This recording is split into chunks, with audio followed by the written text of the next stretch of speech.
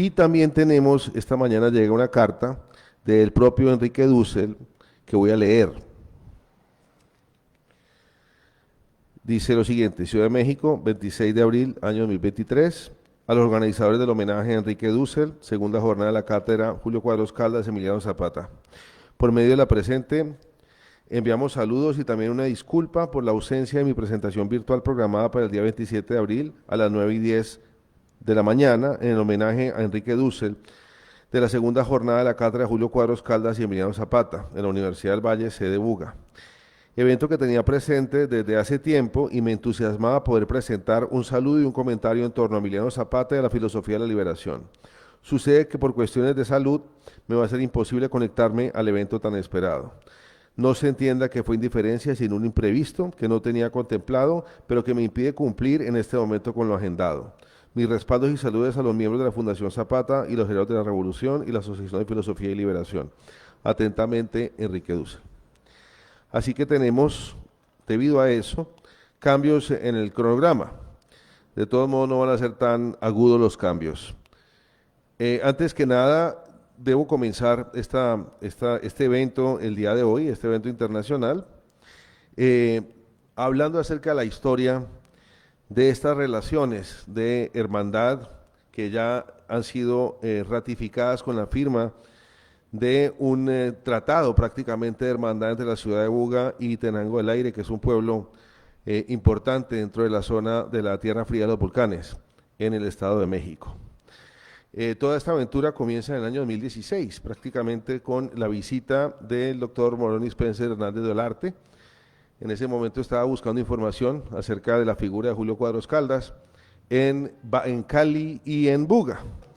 Tuve el gusto de conocerlo precisamente en una charla que impartimos ambos en el Archivo Histórico de Cali, cuando estaba dirigido por la profesora Ana María Henao. Estamos hablando del año 2016, recién llegado de la Ciudad de México, del doctorado. Luego tenemos en el año 2019 el primer, digamos, acontecimiento importante de esta relación de hermandad entre el municipio de Tenango del Aire, Guadalajara de Buga, y entre nuestra licenciatura en Historia de la sede de Buga, la Academia de Historia Leonardo Tascón, también de la ciudad de Buga, y las fundaciones Olarte y Montes, la Fundación Zapata, Emiliano Zapata y los Herederos de la Revolución, y la Fundación Carso, que es Centro de Estudios en Historia de México, Fundación Carso, Carso, Fundación Slim, en México. En el año 2019, exactamente en el mes de noviembre, exactamente el año en el que, de 100 años, o sea, el centenario luctuoso de la muerte de Emiliano Zapata, vienen por primera vez Edgar Castro Zapata, bisnieto de Emiliano Zapata, y el amigo Moroni Spencer Hernández del Arte de la ciudad de Buga, para emplazar el busto de Emiliano Zapata Salazar, que está en el Parque Lineal de la Merced, al lado del río de Guadalajara. Muchos de ustedes han debido pasar por allí y han visto la estatua de Emiliano Zapata con las banderas de Colombia y México. En el año 2021, después del COVID, ya menguando el COVID, digamos, ya en su última fase, se llevó a cabo la segunda visita de la delegación mexicana. Esta vez vinieron también Moroni y Edgar, y una delegación un poco más grande. La segunda vez que vienen a reemplazar vienen a reemplazar la lápida que está en la estatua, mejor dicho, porque estaba deteriorada. Luego de esta segunda visita, tenemos dos visitas de la delegación colombiana a México.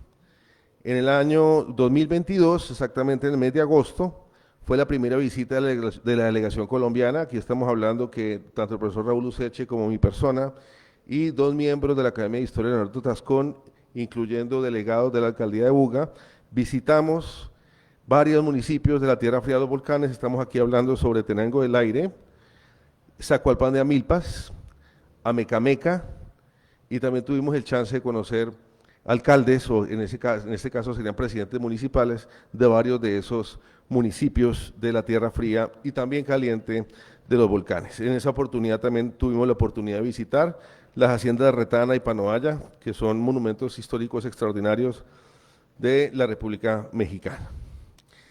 La segunda visita de la delegación colombiana se desarrolló en marzo del año 2023 y en esa visita estuvimos acompañados por el alcalde de Buga, que tuvo la oportunidad de firmar un convenio de hermandad con Tenango del Aire. Por lo tanto, estas relaciones que comienzan precisamente con el arqueo, con la pesquisa que estaba haciendo el profesor Moroni en nuestros archivos, tanto los de Cali como los de Buga y Popayán, buscando a la figura de Julio Cuadros Caldas, terminaron entonces floreciendo en medio de esta, digamos, de esta alianza, de esta cofradía, de esta amistad cercana entre los colegas mexicanos y nosotros aquí en la licenciatura en Historia y en la Academia de Historia de Leonardo Tascón. Tenemos otra fecha importante a tener en cuenta, que es el año pasado, exactamente el 17 y 18 de mayo del año 2022, se inauguró esta cátedra Julio Cuadros Caldas Emiliano Zapata, con una programación de lujo. Algunos de ustedes, no sé, no creo que, no estoy viendo caras que hayan estado el año pasado aquí presentes, pero tuvimos la oportunidad en esa, digamos, en esa celebración de la primera cátedra o inauguración de la cátedra Germán Colmena, Julio Cuadros Caldas Emiliano Zapata, tuvimos entonces no solamente a los colegas Moroni Spencer, Hernández Dolarte y Edgar Castro Zapata, sino también tuvimos la oportunidad de oír por esta misma vía Meet al doctor Manuel Ramos Medina, director de la Fundación Carso, a Carlos Roberto Cruz Gómez y a Alejandro Rodríguez Mayoral, quienes nos acompañaron, como les digo, en la primera cátedra Julio Cuadros Caldas Emiliano Zapata. Por la tarde, bueno, eso es importante tenerlo en cuenta también, esa conferencia inaugural tuvo la intervención del doctor John Womack, que es autor del libro Zapata y la Revolución Mexicana, que es un clásico en los estudios de la Revolución Mexicana y sobre todo el zapatismo. Por la tarde de ese día tuvimos también otro evento, el mismo evento pues en una segunda sesión, en el cual se presentaron 5 profesores colombianos, 4 colombianos y un brasileño. Estos 4 colombianos, todos graduados del Colegio de México, todos recibieron beca CONACYT e hicieron investigaciones en México y tienen una relación estrecha. Me acuerdo muy bien de las presentaciones de Catalina del Mar Garrido Torres, El adulterio femenino en la Ciudad de México, Género y paternalismo en la Revolución Mexicana, 1908-1911. Tuvimos también la presentación de Fernanda Muñoz, Reforma Agraria y Recurso al Amparo en los años 20, a propósito de los propietarios, sus demandas y resoluciones gubernamentales en los estados de Guerrero, Guanajuato y Coahuila. Además tuvimos la presentación del doctor Joel Javier Castaño Pareja, que presentó el fomento del sector agrario durante el gobierno de Lázaro Cárdenas y la creación del Banco Nacional de Crédito Ejidal, y la presentación del profesor Juan Carlos Quejada, los comerciantes del Valle del Cauca vistos como sector social. Todo esto, bueno, había una presentación mía también, se llamó La importancia de México en la Primera Guerra Mundial, las relaciones de Carranza con el Imperio Alemán. Todo esto, deben ustedes conocer, la naturaleza de la cátedra Julio Cuadros Caldas y Emiliano Zapata es en movimientos sociales e historia social. Entonces, hoy que es la segunda sesión, digamos la segunda sesión de la cátedra, Julio Cuadros Caldas y Emiliano Zapata, tenemos entonces varias presentaciones. Vamos a inaugurar la mañana, esta sesión de la mañana, con las presentaciones de el profesor Moroni Spencer Hernández Dolarte, que es un saludo virtual que va a ser en un momento. Recuerden ustedes que el profesor Moroni Spencer Hernández Dolarte es doctor en Historia por la Universidad Nacional Autónoma de México, UNAM, especialista en Historia de la Revolución Mexicana, con énfasis en el movimiento que dirigió Emiliano Zapata, o el zapatismo, así como en la historia del protestantismo en México y Latinoamérica. Ha sido profesor de la Universidad Pontificia Bolivariana en Colombia, la Universidad Autónoma del Estado de Morelos en México, e investigador de Claremont Graduate University en los Estados Unidos. Próximamente trabajará como profesor investigador en la Universidad Brigham Young University en Utah, Estados Unidos.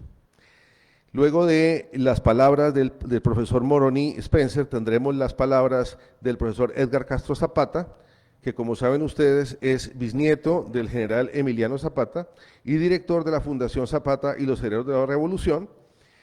Edgar Castro es historiador y maestro egresado de la Universidad Nacional de Antropología e Historia ENA en México, presidente de la Fundación, como lo decía, Zapata y los Herederos de la Revolución, y director del Instituto Proveteranos del Sur. Es nieto de Mateo Zapata, hijo menor del general del Ejército Libertador del Sur, Emiliano Zapata, y su trabajo ha estado orientado a preservar y difundir el legado de Emiliano Zapata. Luego de las presentaciones, de los saludos virtuales de estos profesores que son fundadores de esta cátedra y de estas relaciones cercanas que tenemos entre las instituciones bugueñas y las de Tenango del Aire y los otros municipios de la Tierra Fría de los Volcanes, tendremos entonces la presentación, conferencia virtual, a cargo de Gabriel Herrera Salazar, quien es discípulo del doctor Enrique Dussel. Su conferencia se llama Emiliano Zapata en la política de la liberación. El doctor Gabriel Herrera Salazar es doctor en filosofía de la UNAM y coordinador de la Asociación de Filosofía y Liberación en México. Luego de estas 3 intervenciones, tendremos un descanso y café. Como no va a haber intervención del profesor del profesor brasileño, esperamos que vayan llegando las conferencistas de Cali. En la segunda jornada, o sea, la jornada de la tarde, tendremos 5 participaciones diferentes de estudiantes y egresadas del programa de maestría en la Universidad del Valle, sede Meléndez. Tendremos entonces a las 2:30 de la tarde la conferencia de Diana Catalina Manzano, que ya vi aquí que llegó. Posiblemente, Catalina, tú puedas cerrar la jornada de la mañana, ya que no viene el profesor brasileño. Ya que estás aquí, entonces podemos, ponerte en la jornada de la mañana. Y luego, la conferencia de Catalina, de Diana Catalina Manzano, que es estudiante de la maestría, ya no es estudiante, se acaba de graduar de la maestría. Presentaste ya tu tesis, ¿no? Por eso. Y se llama Producción Historiográfica sobre el Sindicalismo en Colombia desde 1947 al año 2016.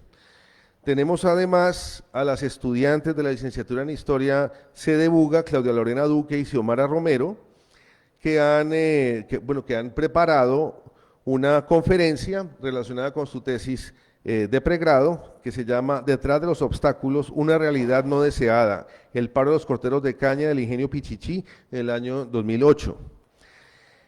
Siguiente, tendríamos la conferencia de Lina Rosario Osorio, que es estudiante de la maestría en Historia de la Universidad del Valle. Su conferencia se denomina La historia de las luchas sociales en el Valle del Cauca en el siglo XX y principios del siglo XXI, desde la producción historiográfica colombiana. Tendríamos al final la intervención de la estudiante del programa Maestría en Historia, Nini Joana Bengoechea Lavado, con su conferencia Representación de los sindicalismos y los anarquismos en la emergente clase obrera y sindical de Colombia, 1900 a 1929, y terminaríamos con la presentación de Mariana Tavares Cantillo, que ya es egresada del programa de Historia de la Universidad del Valle, sede Meléndez, con su conferencia Fondos Sintramcali, un recuento histórico desde las denuncias de los trabajadores, año 2000 a año 2004. Bueno, no siendo más por decir, es el momento entonces de darle la palabra a nuestro colega, el doctor Moroni Spencer Hernández del Arte, fundador de esta cátedra y descubridor para la historia de la figura de Julio Cuadros Caldas, el zapatista colombiano. Muchas gracias. Moroni.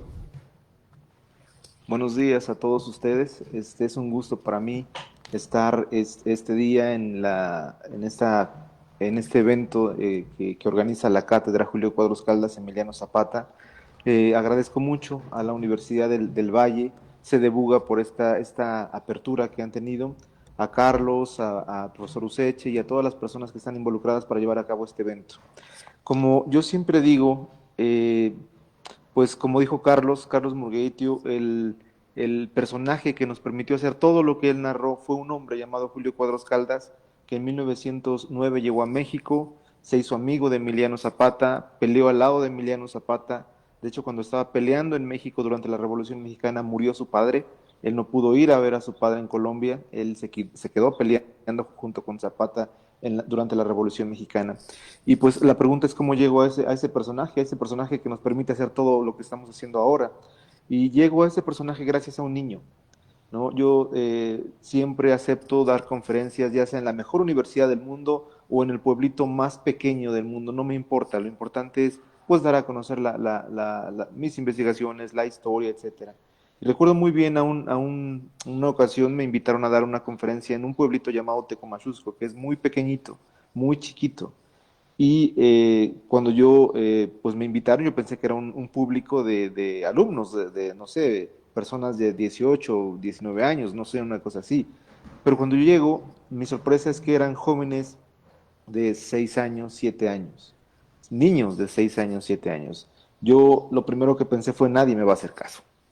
Pero mi sorpresa fue que fue el público más, uno de los públicos más interesantes que me ha tocado, todos atentos. Al finalizar, pues llegaron al momento de preguntas y respuestas y yo pensé también equivocadamente, nadie me va a preguntar nada, pues casi todos preguntaron cosas. Y ya al finalizar, un niño de 6 años, 7 años, levantó su mano y él dijo, usted no dijo nada del abuelo. Y yo le dije, ¿quién es tu abuelo? Él me dijo, Perfecto Carmona, él es mi abuelo y usted no dijo nada de él.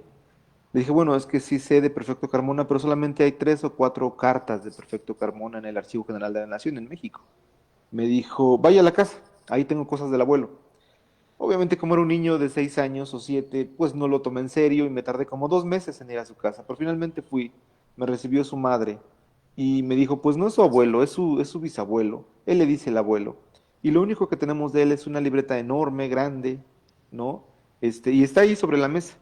Cuando yo abro esa libreta, me doy cuenta que era el diario de Perfecto Carmona, de un coronel de la Revolución Mexicana, que escribió todos los días, desde 1911-12 a 1919-20. Y en ese diario apareció un nombre de una persona que le decían el jefe Cuadros o el colombiano Cuadros. Y gracias a ese niño empecé a investigar la vida y obra de Julio Cuadros Caldas, este colombiano, este vallecaucano que vino a México, apoyó a Zapata y escribió una carta a Emiliano Zapata en donde le dice, Colombia me dio la vida, México una causa sagrada. Y espero que cuando triunfe la causa zapatista, los postulados que defendemos se extiendan a los pueblos hermanos del sur. Creo que si Julio Cuadros Caldas viviera, vería con buenos ojos este tipo de actividades. Se alegraría de este tipo de actividades que hermana a México y a Colombia, ¿no? Nuevamente les agradezco mucho que estén aquí con nosotros, escuchando y van a escuchar grandes ponencias. Espero que sea un día fructífero para ustedes y bueno, saludo a mis colegas que me van a suceder en la palabra. Buenos días. Gracias, Moroni. Ahora tenemos entonces el saludo de Edgar Castro Zapata. Sí, muy buenos días. Los saludo desde la distancia, desde México, desde Morelos, y reconocer el gran trabajo de mis compañeros Raúl y el doctor Murgueitio, y desde luego al compañero Moroni, sobre este gran trabajo, ¿no? que antecede lo que expresó el doctor Murgueitio sobre la relación binacional entre México y Colombia, y bueno, y entre ese hermanamiento de identidad de movimientos sociales, en este caso con la Revolución Mexicana. Creo que es de reconocer este trabajo en compartir conocimiento con los estudiantes, con la Universidad del Valle, y en el marco del homenaje al doctor Enrique Dussel, ¿no? Que a la distancia le deseamos una pronta recuperación a su salud.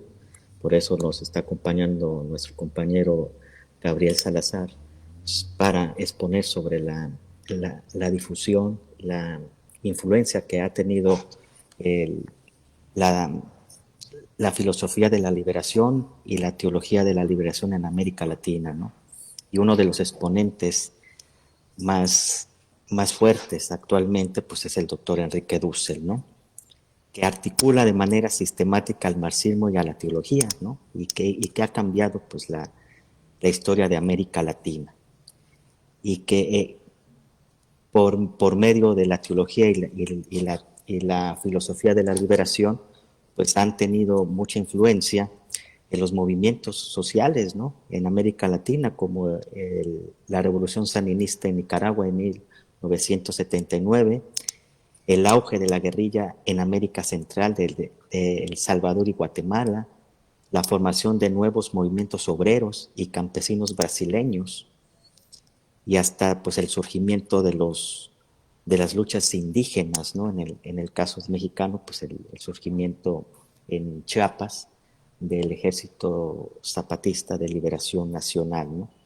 Y creo que uno de los aportes del doctor Dussel, que quiero contextualizar para ustedes, que el pasado 11 de marzo, en el marco de los 104 aniversario del levantamiento zapatista en Morelos, México, se le condecoró con la presea Emiliano Zapata al doctor, y esto fue muy, muy emotivo porque se trasladó desde la Ciudad de México, sabiendo que estaba un poco delicado, pero se trasladó de la Ciudad de México a la casa de Zapata en Morelos, y fue muy emotivo porque ahí articula, ¿no? el pensamiento de Zapata y la influencia de la filosofía de la liberación, que está muy ligado al despertar de las comunidades desprotegidas, a las comunidades pobres, ¿no?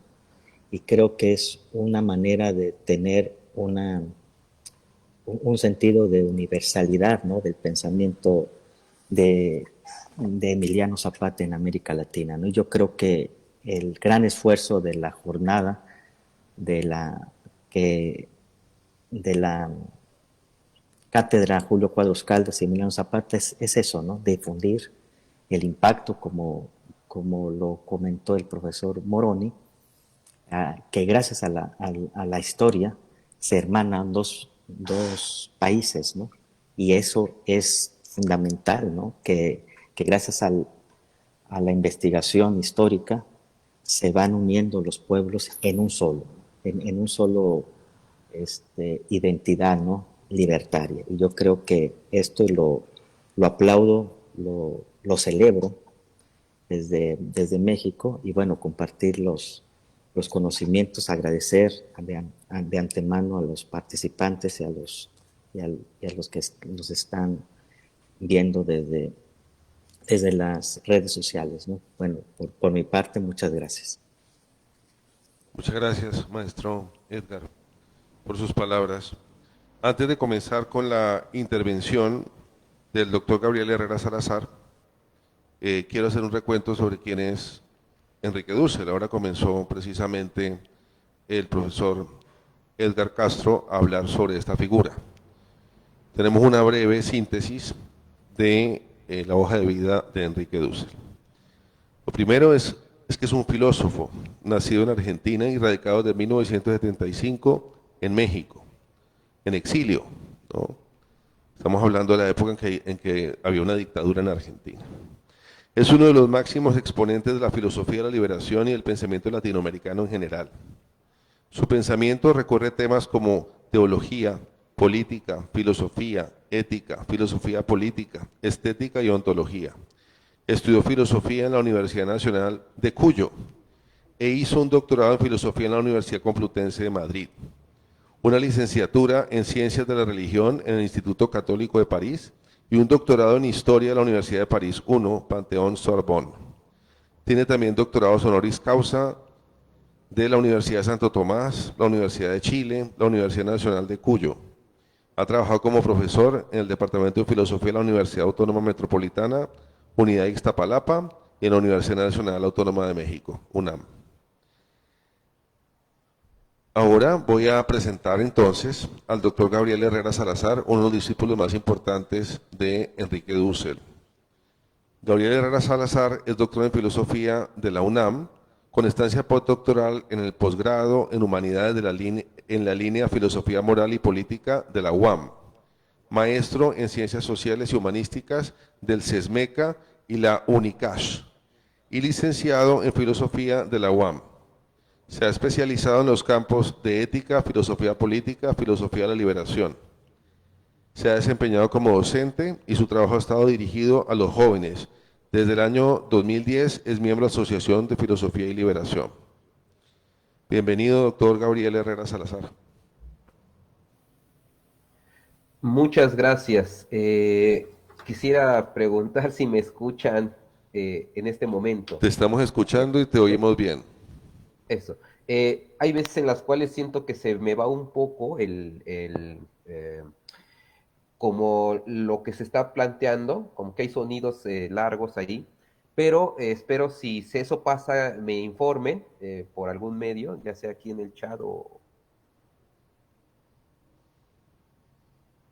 Se acaba de congelar. para que sea lo más posible, si no tengo que apagar mi cámara y aunque sea me escuchan, ¿no? Para que sea más fino lo que se diga. Bueno, yo te avisaré si no escuchamos bien. Muy bien. Gracias.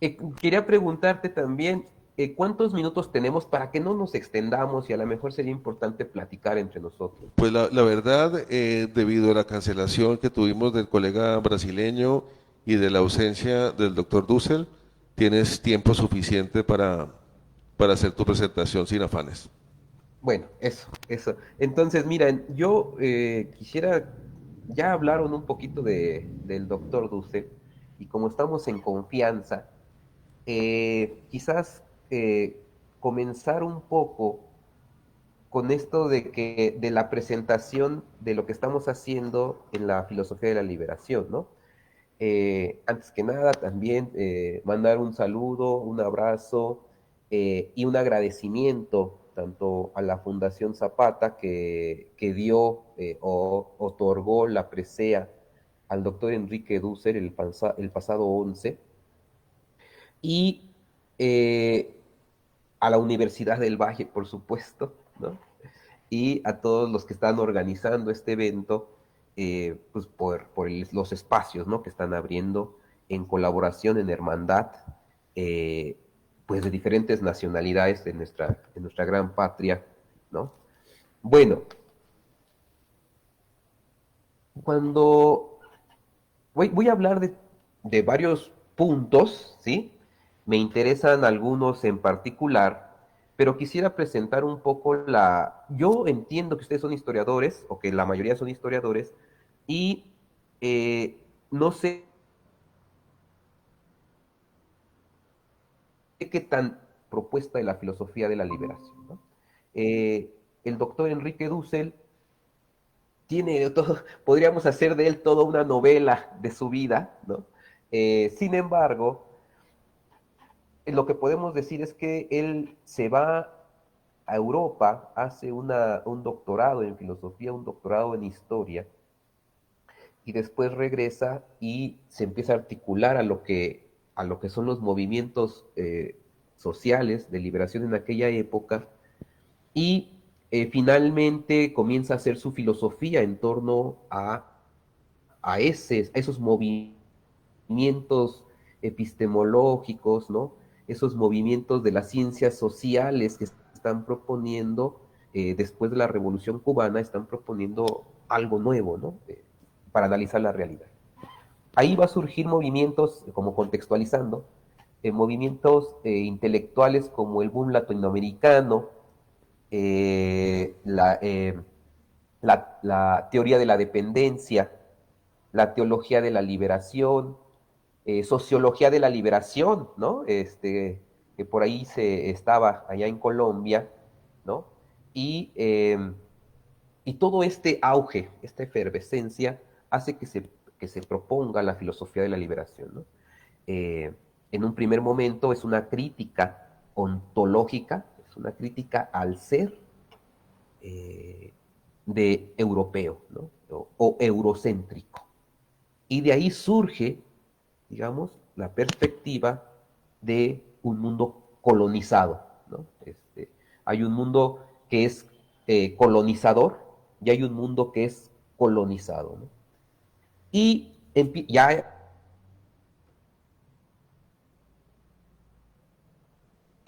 crítica opresor de aquellos que oprimen desde la filosofía como un pensamiento único, como un pensamiento único y verdadero, este ser, esta manera de ser, modo de ser, estar y actuar de el mundo eurocéntrico, del yo eurocéntrico, se descubre, o más bien, ahí siempre ha estado, ¿no? Pero se descubre que hay una visión epistemológica desde ahí y se descubre la colonialidad, ¿no? Hay un ser colonizado, un oprimido. Claro que ese oprimido no solamente hay que describirlo, ¿no? Sino que ese oprimido, si está ahí, es porque ha resistido, porque se está liberando constantemente.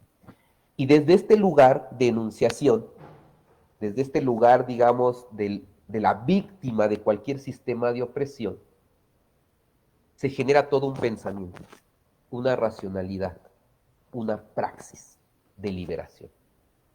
Y prácticamente este es, digamos, el planteamiento general de que desde ese lugar de enunciación, ¿sí? Desde ese lugar de la víctima, ¿sí? Se puede hacer filosofía. Y eso es filosofía de la liberación, ¿no? En ese sentido. Claro, si hay una filosofía de la liberación, hay una manera también de entender la ética y la política como praxis, pero también en todas las ciencias sociales, una manera distinta de percibir. Y no es lo mismo la historia que se hace desde el opresor que desde el oprimido. Y ya Sandino lo decía, ¿no? En algún momento. Cuando Farabundo Martí, sí, es Farabundo el que decía, cuando ya no se puede escribir la historia con la pluma, hay que escribirla con las armas, ¿no? Con los fusiles. Esta es otra manera de percibir el mundo. O sea, no son dos, las posiciones son distintas, ¿sí? Y desde la posición del oprimido, es emergente una praxis de liberación, ¿no? En diferentes frentes, no solamente el armado, sino el intelectual, ¿no? Desde cualquier lugar, desde cualquier rincón donde se esté dando una opresión, se puede liberar, y esa liberación es algo serio, pues, ¿no? Bueno, en términos generales, no abordé mucho categorías, simplemente como para que se den cuenta desde dónde se está partiendo. Bueno, lo otro, pasar a la política de la liberación, ¿no? Dentro de la política de la liberación ya es, digamos, se hace una filosofía de la liberación, una construcción crítica, va a tener, les voy a explicar cómo va a tener tres partes, es explicar la totalidad, una primer totalidad, un sistema dado, describirlo, analizarlo, lo que Marx en algún momento hizo con el capital, describir, analizar esa totalidad económica, la filosofía de la liberación, y desde esa misma metodología científica de Marx, se habla también de una totalidad. Esta primera totalidad es el sistema dado en el que estamos viviendo. Y hay que entenderlo, hay que comprenderlo, hay que desmenuzarlo. Después de ese análisis, se pasa a esta crítica desde un lugar distinto. Esa crítica es la exterioridad, aquello que está fuera de esa totalidad, aquello que no ha sido subsumido por la totalidad, lo negado, lo excluido, lo que está al margen. Esto que está al margen en la exterioridad, que está fuera de la totalidad y que desde ahí lanza la crítica por una justicia,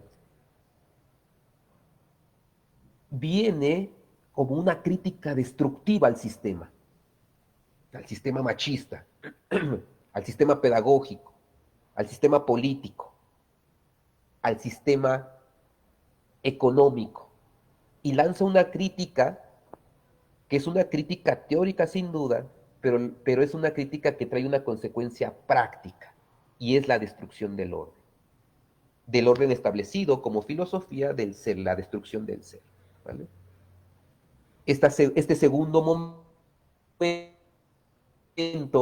es un momento de peligro, es un momento en que se juega todo, por el ideal de cambiar ese sistema dado y lanzarnos a otro sistema, pero ese hay que construirlo.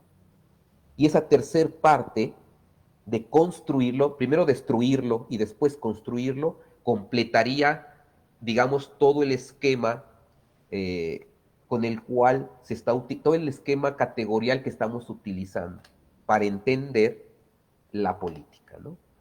Entonces, en este primer momento es una crítica al ser, es una crítica ontológica, eso sería la filosofía de la liberación. Después la filosofía de la liberación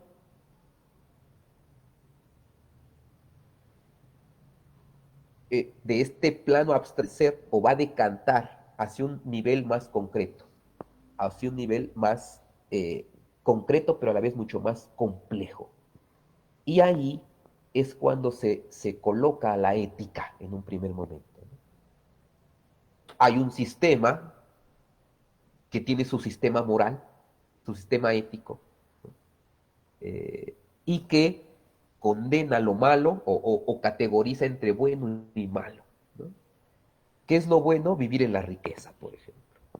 ¿Qué es lo malo? Que la gente proteste porque no tiene dinero o porque no puede satisfacer su vida, sus necesidades básicas. Y si esa gente protesta, eso es lo malo. Claro, desde la óptica moral de un sistema dado que defiende intereses económicos dados, ¿no? Históricos que se han dado a partir de, no sé, a partir, por ejemplo, de cuando llegan los invasores en 1492 y saquean estas tierras, se llevan el oro y la plata a Europa, se acumula el capital allá, el dinero, y de pronto surgen la revolución industrial en Inglaterra, y es un boom, ¿no? Pero claro, todo esto a partir de que históricamente saquearon el oro y la plata de nuestra Abya Yala, de nuestros territorios, ¿no? Esto lo explica Eduardo Galeano en Las venas abiertas de América, de Latinoamérica, creo que se llama. Entonces, este sistema genera su propia moral, su propia categorización entre bueno y malo. Claro, pero entonces los oprimidos, las víctimas, ahora sí, desde la exterioridad, también van a formular su propio sistema de valores. Y dice, eso que tú dices que es bueno, es malo para mí. Eso que ustedes como sistema se está viendo malo, la revolución, la revuelta, ¿no? La protesta social, eso, desde la posición de ustedes, eso es lo malo. Y sin embargo es la única posibilidad que nosotros, como víctimas de ese sistema, tenemos para subsistir y sobrevivir, para cambiar estas relaciones de opresión.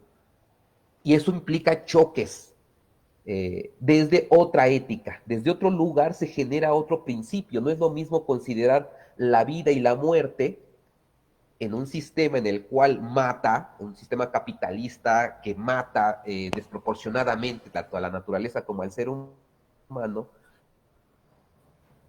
como el lugar a quien está matando. Entonces, todos nosotros, bueno, la gente, ¿no? Nosotros, clase trabajadora, la guerra en el sentido de que avientan bombas en Medio Oriente para apropiarse del petróleo y los recursos naturales, ¿no? O sea, todos estos fenómenos políticos de muerte, desde el lado de los que están muriendo se ve distinto, porque uno está luchando por la vida. Entonces, ahí hay dos éticas, o más bien dos sistemas morales de interpretación de la ética. Y la ética de la liberación se coloca como lugar por la vida material, ¿no? No cualquier vida, la vida humana, las necesidades básicas, el sujeto de necesidades tiene que vivir. Y lo principal y el principio fundamental de toda moral, de toda ética, es la vida humana en comunidad. Y claro, esta comunidad tiene que vivir a partir de los recursos naturales que le da vida. Entonces es una comunidad mucho más general, no solamente es la vida humana, sino es además la vida humana. Entonces, la lucha por la vida se convierte en algo negativo para el sistema porque para el sistema en el cual es actualmente el sistema mundo en el que estamos viviendo, el fin último es el interés de la tasa de ganancia, no la vida, sino todo lo estratégico, toda la política, todo está relacionado con el fin último del incremento de la tasa de ganancia.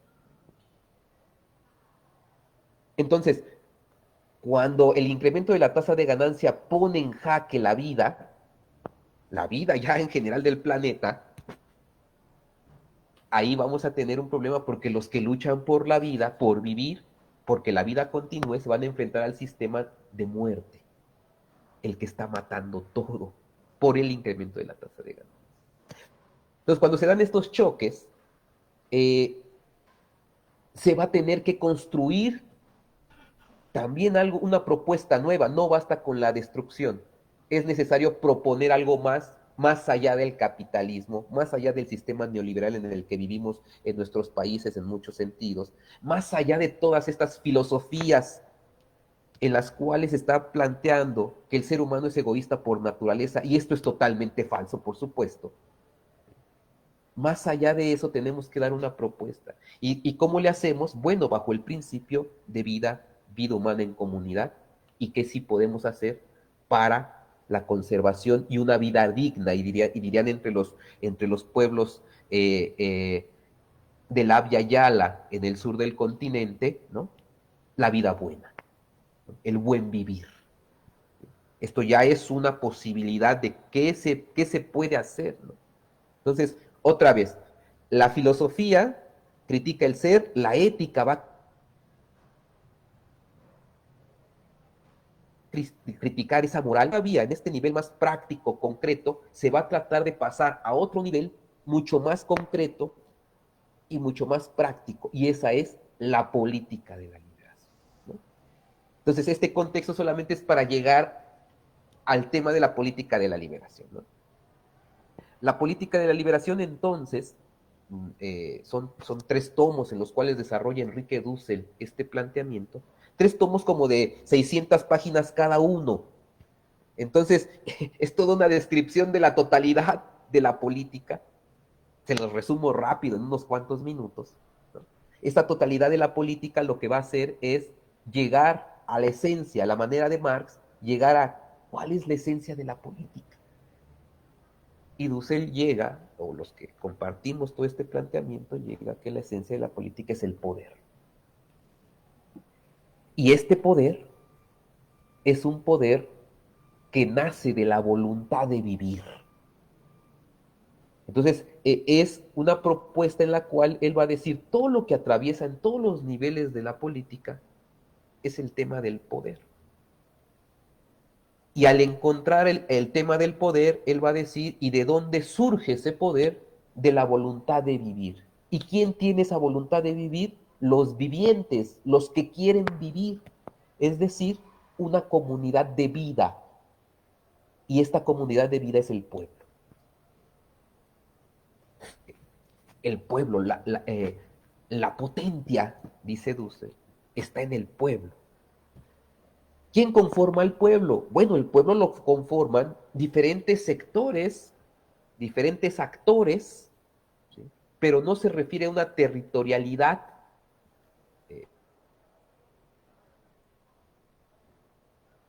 del Estado.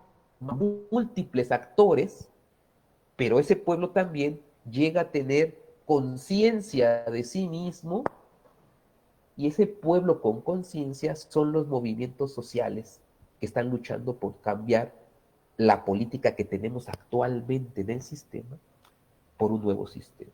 Entonces, ¿dónde radica el poder? En el pueblo, en los de abajo, en los que están luchando. Ahí radica el poder, ahí está el poder. Y de ese lugar de la potencia que es el pueblo,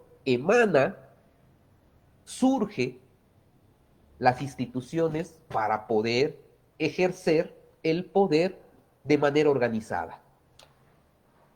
¿Sí? Entonces, cuando el poder, ¿no? La potencia quiere ir a lo práctico, necesita instituciones.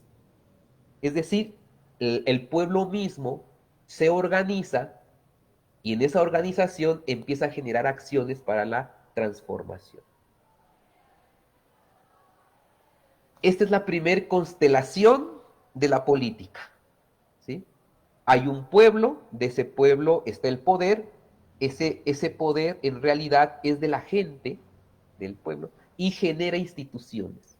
Al generar instituciones, se eligen representantes para el funcionamiento de la comunidad, para el funcionamiento de un Estado. No crean que es Estado moderno, cualquier Estado, cualquier organización, en el Paleolítico, en cualquier momento humano, siempre se ha necesitado instituciones de organización. ¿Sí? Siempre, inevitablemente. Entonces, cuando, por ejemplo, una pareja generan una familia, pero para que se enamoren, tienen que organizarse, para empezar. Tenemos que tener un lenguaje para hablarnos. Tenemos que institucionalizar nuestras prácticas y después, ¿sí?, de que por medio de las instituciones podemos relacionarnos, funcionar, avanzar, ¿sí?, se va a generar, podríamos decir, una familia, y esa familia va a generar también cierto representante. Y va a tener que haber democracia dentro de este núcleo. Pero ahora si lo ponemos en la comunidad, las comunidades para organizarse siempre han necesitado un representante y la comunidad lo nombra. Y para que las acciones políticas para la comunidad se necesite desarrollar, necesitamos instituciones y se crean esas instituciones para el bien común, para el bien de la comunidad, para el buen vivir. Suena todo esto muy romántico porque está en abstracto, en su esencia última. Pero ¿qué pasa? El ser humano, ¿sí?, vamos a pasar a la segunda constelación, el ser humano, ¿sí?, en algún momento no es perfecto. Somos humanos finitos, mortales. Y justamente porque somos imperfectos, no podemos generar sistemas políticos perfectos. Nunca, jamás. No puede haber una democracia perfecta, nunca. Entonces, como los sistemas que fueron creados para la comunidad desde el pueblo, la potencia que generó potestas, instituciones, estas instituciones con el devenir del tiempo histórico, como no son perfectas, se pueden fetichizar, es decir, se pueden corromper. Los líderes que en algún momento fueron elegidos pueden corromperse porque no somos perfectos. Y en esa imperfección es precisamente donde surge la crítica. En esa imperfección de los sistemas dados, que no pueden generar acciones perfectas, y las acciones imperfectas generan víctimas, excluidos, gente fuera de esos sistemas, gente víctima de esos sistemas. Y entonces de ahí surge la crítica, la segunda constelación, la crítica al sistema vigente. Es una crítica política, es una crítica en el cual se va a criticar o se va a poner de manifiesto que el poder radica en el pueblo. Y si el pueblo está oprimido, el pueblo tiene la necesidad de liberarse y generar sus propios instituciones y nombrar a sus propios líderes para pasar a una nueva política, es decir, a un mundo donde quepan muchos mundos, un pluriverso analógico, la patria grande unida. Este pasaje de la crítica del sistema a un nuevo sistema puede llevarnos muchísimo tiempo, ¿no? Puede pasar un siglo, no sé, muchísimo. No es la revolución, aquí ya llegamos al punto de la revolución como ruptura de las estructuras del sistema dado, no se da en un año, en 2 años, en una revuelta, ¿no? Porque puede haber, pues en el caso de la Revolución Mexicana, puede haber el movimiento armado, pero ese movimiento armado, la revolución no se agota con el movimiento armado. Es más, con el movimiento armado apenas comienza, continúa, aunque ya de manera, ya sin armas, después, porque la construcción de ese mundo nuevo, ese mundo con nuevas instituciones, va a requerir que se dejen las armas, o por lo menos que se suspenda el momento militar para pasar a organizar las nuevas instituciones, el nuevo sistema, con mayor justicia, hasta donde se pueda. ¿Y cuáles son los principios para formar esas instituciones? La vida de la comunidad, el pueblo, nuevamente. Entonces, ya tenemos aquí ya tenemos las tres constelaciones, el sistema dado, político, después ese sistema se fetichiza, se pervierte, genera opresión y víctimas desmedidas. Las víctimas, acumuladas de alguna manera, generan sus propias instituciones, generan su propia ética, generan su propio consenso y generan sus propios líderes, y con ese movimiento de la voluntad del pueblo irrumpen en el sistema dado. Pero esta es una cuestión de destrucción del sistema.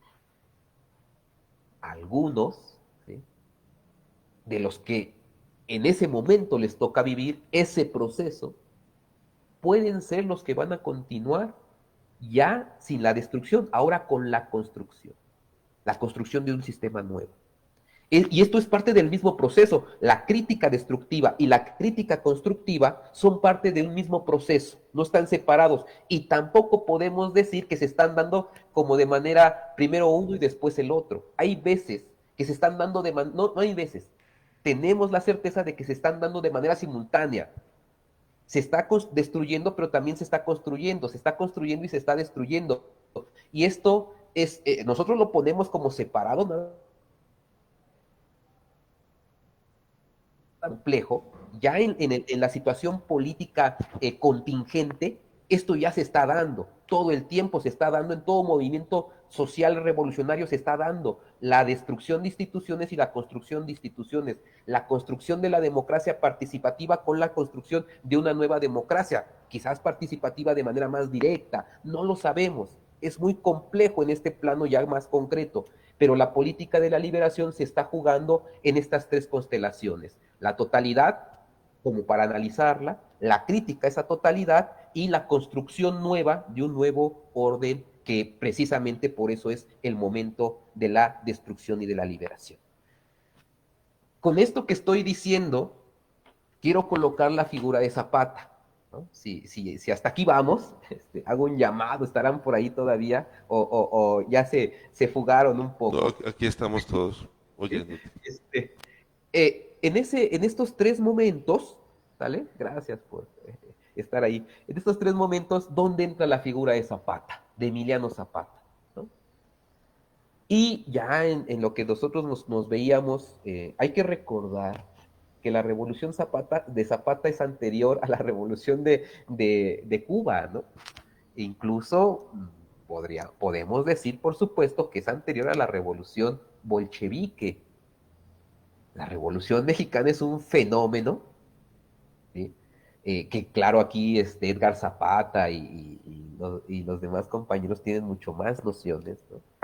Pero es un movimiento de masas que transforma, que trastoca la dictadura de Porfirio Díaz. Estos ya son datos históricos concretos, ¿no? Hay un dictador que lleva años en la política representativa como este dictador, ¿sí? Ya no tiene el respaldo del pueblo, ya se fetichizó, ya está en un nivel en el cual es locura, ¿sí? Quería hacer de México una Francia, ¿no? Díaz, esa es la mente colonizada. Díaz, el dictador, nos vamos al pensamiento, ¿no? Díaz, el dictador, es un originario de un pueblo allá, bueno, no es el centro de México, sino más bien es una provincia, y es una provincia del sur de Oaxaca. Y al principio llega, se instala en el poder, ¿no? Pero después, con el proceso de los años, quiere hacer de México una pequeña Francia o algo así. Entonces, él muere allá y él quiere ser francés. O sea, mexicano, que ustedes digan, ay, tenía una razón para estar ahí con el pueblo, ojo, ¿no? Era un sujeto que más bien quería ser europeo. Esto es el eurocentrismo, ¿no? Como en la colonia, en estos países, estamos pensando más bien copiar el modelo para ser europeos y niega todo, digamos, eh, toda la parte no europea la niega, ¿no? Entonces, en su pensamiento, él va a retomar, por ejemplo, los filósofos positivistas y, claro, el pueblo, la potencia, donde está el poder del pueblo, lo ha perdido. Es un dictador y para sostener el sistema tiene que utilizar la violencia. ¿Por qué? Porque el pueblo es el pueblo el que ya no quiere, ya no lo quiere, y para que el pueblo esté, digamos, controlado, utiliza la violencia. Entonces, es una representación vacía. Y entonces viene la revolución, la revuelta, ¿no? Francisco y Madero hace un anuncio después de que van a hacer elecciones al opositor Madero, lo meten a la cárcel, y ahí se da cuenta este personaje de la aristocracia mexicana que va a ser imposible mover al dictador por una vía de elecciones democráticas. Y se convoca al movimiento armado. Y ahí van a surgir, ¿no? Los líderes de las revoluciones, Francisco Villa en el norte, el más representativo, ¿no? Hay otros, pues, ¿no? Y Emiliano Zapata en el sur. Están los Flores Magón, que son anarquistas, en fin, hay varios, están los constitucionalistas, ¿no? Los que van a matar tanto a Villa como a Zapata, ¿no? Y los que se quedan después de la violencia armada son los que se van a quedar instaurados, y esto también va a pasar quizás en otros lugares también revolucionarios, es decir, hay un sector, dentro de la revolución hay muchas tendencias, y una de ellas se instala y después de instalarse ya, digamos, en las instituciones, empieza a pacificar, le llaman pacificar todas las revueltas que se tienen revolucionarias. Entonces, en la Revolución Mexicana tenemos todas esas tendencias, una de ellas es la de Emiliano Zapata. ¿Sí? Emiliano Zapata se levanta en armas y estamos ya en el segundo momento de la política, la constelación segunda, que es la crítica. Y es ahí donde vienen todos estos líderes revolucionarios, en especial Zapata. ¿Sí? Zapata, que finalmente cuando logran derrotar al dictador Díaz, Madero se queda como presidente y después es traicionado y lo matan, ¿no? Y cuando lo matan, comienza, perdón, tengo una pequeña gripita en la semana, pero estoy saliendo de esto. Cuando a Madero lo matan, comienza un segundo momento de la revolución, y es ahí cuando se dan los enfrentamientos más crueles. Y Zapata, por ejemplo, a diferencia de sus demás compañeros, o de Villa, por ejemplo, con, con el presidente Madero, nunca llega a un acuerdo. Jamás. O sea, ya quitaron al dictador, entra Madero, y con Madero, que es digamos, el presidente de la revolución, nunca llega a un acuerdo. ¿Y por qué no llega a un acuerdo? Porque Zapata dice, la tierra, hay que ver el tema de la tierra, que es el que nos interesa. Y Madero le daba vueltas, le va dando vueltas. Nunca cumple esa parte y ellos vuelven a decir, como zapatistas, nosotros no dejamos las armas hasta que no se cumpla lo acordado. Seguimos con los principios de la revolución y hasta que eso no se cumpla, nosotros no bajamos las armas. No nos vendemos, no nos rendimos, no claudicamos. Otros líderes de la revolución sí van a pactar con Madero, pero los zapatistas no van a pactar hasta que no se cumplan los principios por los que se levantaron en armas. Y finalmente asesinado por Venustiano Carranza, que se instala en el poder, ¿vale? Después de que matan a Madero, ¿sí? Va a venir otro proceso, después llega Venustiano Carranza con el ejército constitucionalista, es otra tendencia, se instalan en las instituciones y todos aquellos que seguían reclamando la justicia para estos sectores eh, de pueblos originarios, de campesinos, son asesinados, ¿no? Zapata es asesinado. Bueno, esto. Y bueno, eso un poco con Zapata y la filosofía de la liberación. ¿En dónde se queda Zapata? Zapata se queda en la constelación 2, la destrucción del orden. Es, para ellos, en ese momento, para estas personas, les fue imposible pasar a la tercera constelación de la construcción de las instituciones. Porque claro, no se puede dar en un solo momento o en la vida de un solo personaje. Esto es lo que nosotros podríamos decir como Zapata dentro de la política de la liberación, ¿dónde lo colocamos? Ahora, esto es muy interesante, podría extenderme más, pero no sé si estoy abusando del tiempo. Solamente les quería decir, dentro de la política de la liberación, lo que para nosotros es el mandar obedeciendo. El mandar obedeciendo finalmente es aquello de que el pueblo, ya lo veíamos hace rato, genera o elige a sus representantes.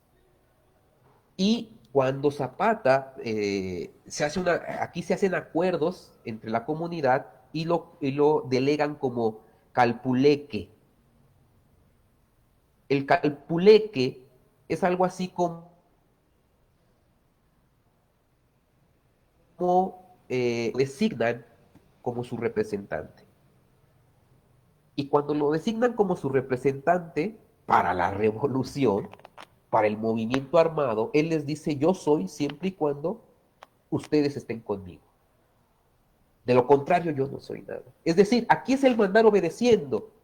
No es el yo te elijo para que tú seas representante y nos traigas dinero y a ver cuánta corrupción tienes. No, es te elegimos representante porque tú eres nosotros y nosotros eres tú. No hay algo así como me voy a hacer candidato y voy a presentarme y voy a promocionarme. No, no es lo que tú, no eres un yo, eres un nosotros. El pueblo te está asignando ese punto, ese papel, ese lugar. Y si eres consecuente con el pueblo, tienes que asumir el mandato del pueblo. Ese es el mandar obedeciendo y ese es el poder que te está dando la comunidad a ti como representante. Y esto se dio de manera práctica en el caso de Zapata. Esto es muy ejemplar porque en el caso de Zapata esto sucedió y él llevó, digamos, la revolución como mandato del pueblo, él como su representante, ¿no? Esto es distinto a la política europea, donde se habla del yo, de la fuerza, del poder, del que se instala la fuerza, el que mata a los demás, en fin, es totalmente lo contrario. Y esto mismo del mandar obedeciendo también se va a ver ya no solamente en el Zapata histórico, sino en un rostro de Zapata, pero actualmente, digamos, todavía funcionando en el Ejército Zapatista de Liberación Nacional, el EZLN, que sigue, por ejemplo, en una paz armada, le llamamos. Es decir, igual que los zapatistas, hemos guardado los fusiles, pero eso no quiere decir que los hayamos olvidado. Ahí van a estar para cuando se necesiten. Estos grupos del Ejército Zapatista de Liberación Nacional, como grupo guerrillero en México, reclaman todavía democracia, justicia, paz a sus territorios, autonomía, ¿sí? Y que ellos pueden gobernarse sin necesidad de que haya alguien que les esté diciendo qué es lo que tienen que hacer y que se apropie de sus territorios. Esta es una demanda sumamente zapatista y la manera de organización de los caracoles tiene que ver con este mandar obedeciendo. Este mandar obedeciendo, en el caso de Zapata y de los zapatistas, los caracoles zapatistas, el EZLN, tiene que ver con una enseñanza ancestral, es decir, de los pueblos originarios. Este mandar obedeciendo no nace teóricamente, no nace en una universidad, nace de una práctica que se viene desarrollando desde hace mucho, mucho tiempo en calendarios inmemoriales desde los pueblos originarios y permanece hasta nuestros días, en el caso de Zapata y en el caso de los caracoles zapatistas. Entonces, ese es el mandar obedeciendo, en el cual está fundamentado también, o es guía, un eje guía, en toda la política de la liberación de Duce.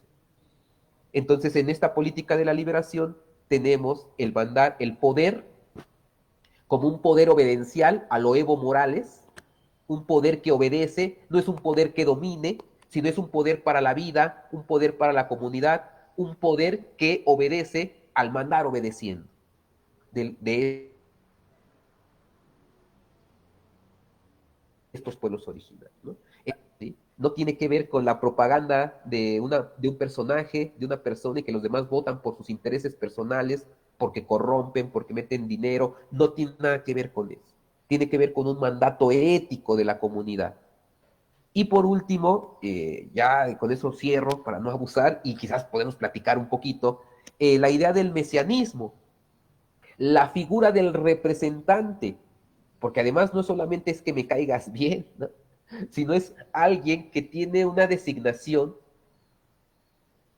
del pueblo. El pueblo le da esa designación, pero se convierte a su vez en uno con su pueblo, y este es algo así como una personalidad única, un Fidel Castro, un Che Guevara, un Camilo Torres, ¿sí? Este tipo de personajes, ¿sí?, tienen algo especial como líderes, pero ese liderazgo no se lo ganan ellos como por arte de magia, se los da el pueblo les asigna esa función. Y cuando no se traicionan a sus principios, entonces podemos decir, ¿sí?, que han sido congruentes con la vida, con lo que piensan y con su práctica, hasta morir si es preciso en algunos casos, ¿no? Entonces, estos son los 3 puntos que quería tocar de Zapata. Para empezar, era precisamente en qué lugar colocamos a Zapata en el momento segundo de la política de la liberación, que es la destrucción del sistema vigente, en ese momento de ruptura, de violencia, de revolución, de confrontación.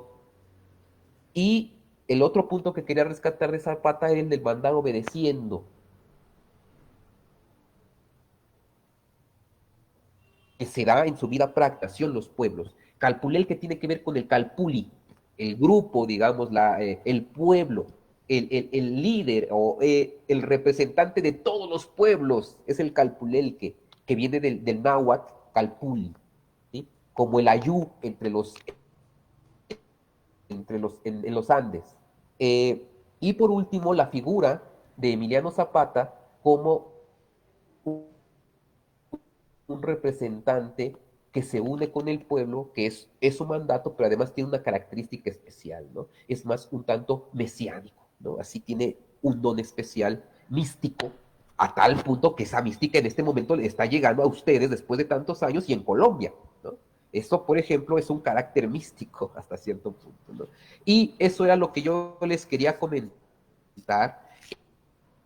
Podríamos seguir hablando de cosas. Yo traté de ir ligando lo más que podía como para dárselos a entender la política de la liberación de Enrique Dussel, donde colocamos en este paradigma de investigación la figura de Zapata y por qué la cuestión de Emiliano Zapata es como un representante o como un ejemplo de lo que nosotros planteamos como líder o representante del pueblo. Eso es lo que yo podría aportarle sin tratar de extenderme en el tiempo. Gracias. Muchas gracias, doctor Gabriel Herrera Salazar. Vamos a darle entonces ahora paso a las preguntas y comentarios del público, así que esperamos tenerlo aquí todavía con nosotros un momento. Mientras le damos el chance a los estudiantes o profesores que quieran hacer alguna intervención. ¿Preguntas y comentarios para el doctor?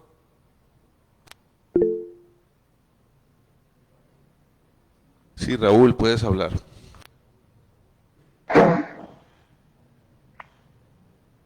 Buenos días. ¿Sí me escuchan? Sí, te escuchamos, Raúl. Ok. Bueno, buenos días a todos. Profesor Carlos, profesor Luis Moroni, profesor Edgar y profesor Gabriel. Bueno, pues disculpame porque no pude estar en el evento. Ustedes saben, estoy incapacitado y me queda muy complicado, pero me parece muy interesante como el espíritu de esta segunda jornada de la cátedra. Quisiera hacer una intervención y un par de preguntas a Gabriel en su exposición. Yo, digamos que me alegra mucho que la cátedra esté haciendo homenaje a un personaje como Enrique Dussel, que ha sido un maestro para muchos de nosotros, sobre todo para quienes entendemos la academia con un espíritu crítico y pensamos que el conocimiento tiene que de alguna manera articularse a procesos de transformación y de cambio en estas sociedades tan complejas que tenemos, donde hay tantos desequilibrios, inequidades. En fin, yo creo sin ninguna duda que Enrique Dussel es uno de esos intelectuales profundamente comprometidos con muchas cosas, pero además de eso profundamente críticos. Enrique Dussel no encuentra combinaciones para nada ortodoxas. Por ejemplo, tratar de pensar el marxismo desde el lugar de los colonizados. Creo que esa es una contribución que no solamente ha hecho él, pero que sin embargo, que de todas maneras sí lo pone muy distante, muy distinto a por ejemplo, a los partidos comunistas y sus tradicionales maneras de implementar los autores europeos sin pasarlos por la crítica y el contexto latinoamericano. Sin ninguna duda, la contribución de Enrique Dussel en el intento de articular el pensamiento religioso y la potencialidad del pensamiento religioso para las transformaciones sociales es también otra manera no dogmática y no heterodoxa de pensar América Latina. Su contribución a la teología de la liberación en el contexto pues, de los procesos de cambio en América Latina, sin ninguna duda, también ha sido muy renovadora. Esta idea de pensar la modernidad desde acá, ¿no? Esa idea de no contentarnos con el concepto de modernidad que de alguna manera se lega desde Europa y tratar de pensar cómo podemos concebir una idea de lo moderno enraizada en realidades y contextos mucho más nuestros y menos eurocéntricos. Y esa otra contribución que a mi modo de ver es una contribución poco recibida en las universidades en torno a la historia. Cómo tratar de construir programas de historia que pasen por la recuperación del pensamiento latinoamericano y no solo por la reproducción del esquema convencional de etapas históricas construidas de alguna manera desde las academias europeas. Yo creo que seguimos siendo profundamente eurocéntricos en nuestros programas académicos y creo que allí hay una contribución muy importante del profesor Enrique. Y, digamos, en el marco de lo reciente, creo que una de las cosas que es interesante en el pensamiento del profesor es que ese tipo de pensamiento es un pensamiento que puede ponerse en relación con el presente. Y yo creo que me hubiera gustado, obviamente, preguntarle al profe Enrique, pero no está, y está Gabriel, que está muy cerca de su pensamiento, y pues quisiera transmitirle un par de preguntas que tienen que ver con eso, con cómo todo este aparato teórico que nos ha presentado Gabriel, de alguna manera recoge gran parte del pensamiento de Dussel, cómo nos ayuda a entender el momento presente. Lo digo por dos cosas, quisiera, digamos, poner sobre la mesa dos coyunturas sobre las que hubiera querido preguntarle al profesor Enrique Dussel. Una es el tema de los paros que inundaron las calles de América Latina hace 1 o 2 años, en Chile, en Colombia, en distintos lugares de América Latina hubo procesos de movilización muy grandes. Una de las grandes contribuciones de Enrique Dussel, sin ninguna duda, ha sido el fortalecimiento de los movimientos sociales como una forma de radicalización de la democracia y como una forma de trascender esa concepción de la democracia muy institucionalista y muy liberal, que plantea la democracia simplemente como un mecanismo a través del cual se tramita el poder y se gestiona el poder y se gestiona el cambio de poder cada 4 años. Creo que ahí en Enrique Dussel hay la pretensión de que la democracia tiene que ser un poco más radical, y en ese sentido es fundamental la democracia participativa, Y en ese sentido, los paros podrían ser interpretados como un momento en el que estos actores sociales, estos movimientos sociales o gente que no está organizada comienza a participar de la democracia de otra manera. Yo quisiera preguntar por eso, ¿no? ¿Cómo se podría leer todo ese fenómeno de paros sociales desde la perspectiva del trabajo que hace por la industria?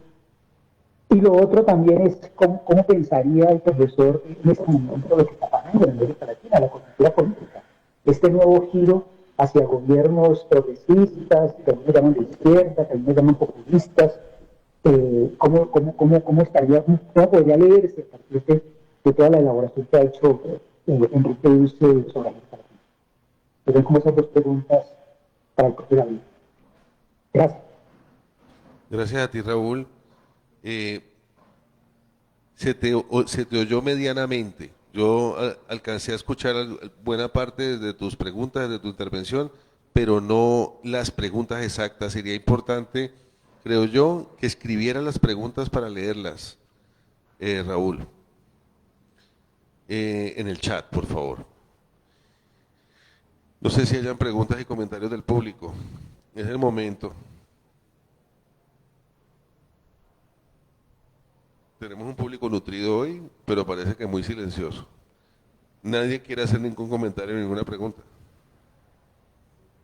Sí, por favor.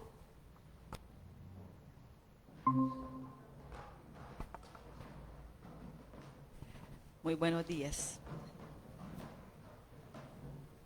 Sí. La pregunta sería si desde el momento en que pues aparece Enrique Dussel, y sé que hay otros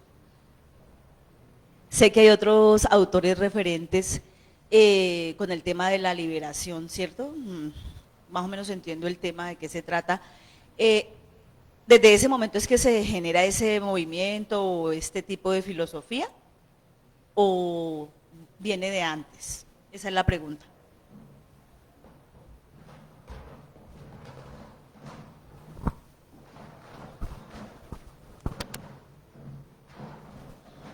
Mira, Raúl, creo que te había salido en el momento, hace un momentico. Sería ideal que escribiera las preguntas para el doctor Gabriel, debido a que te escuchamos buena parte de tu intervención, pero había como una cacofonía que no permitía que se oyera bien. Así que, por favor, Raúl, si puedes escribir las preguntas que tienes, sería ideal. ¿Alguien más tiene preguntas o comentarios?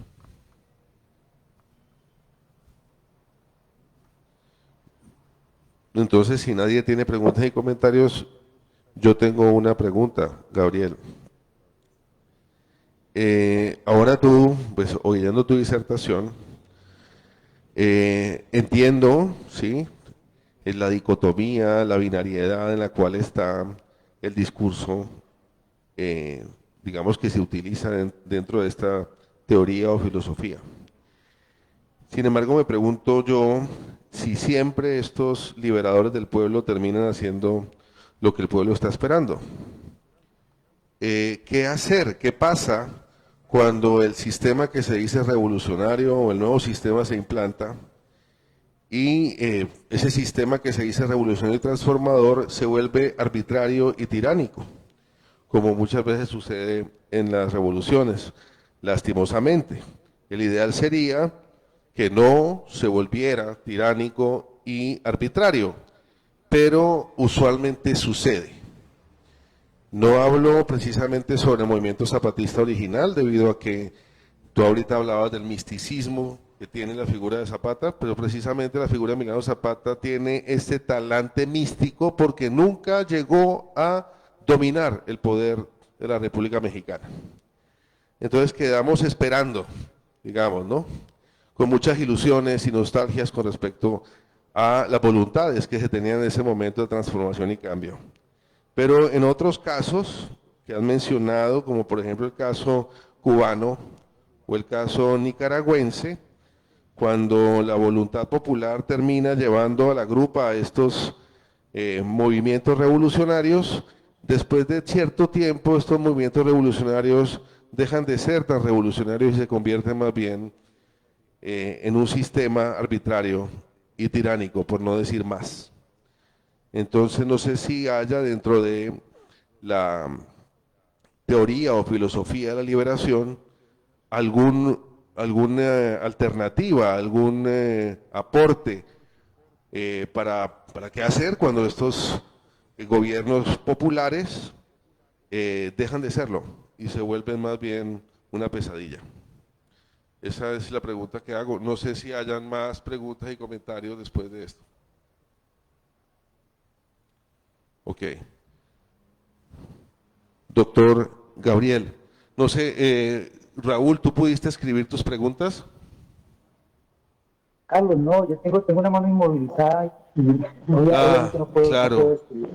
Es que entonces Debe no sé si ser. las tengas puntuales, exactas. Bueno, pues Sí. Espérate un momento, doctor Gabriel. Raúl creo que va a formular las preguntas exactas para que lo pongamos oír bien. Sí, Raúl.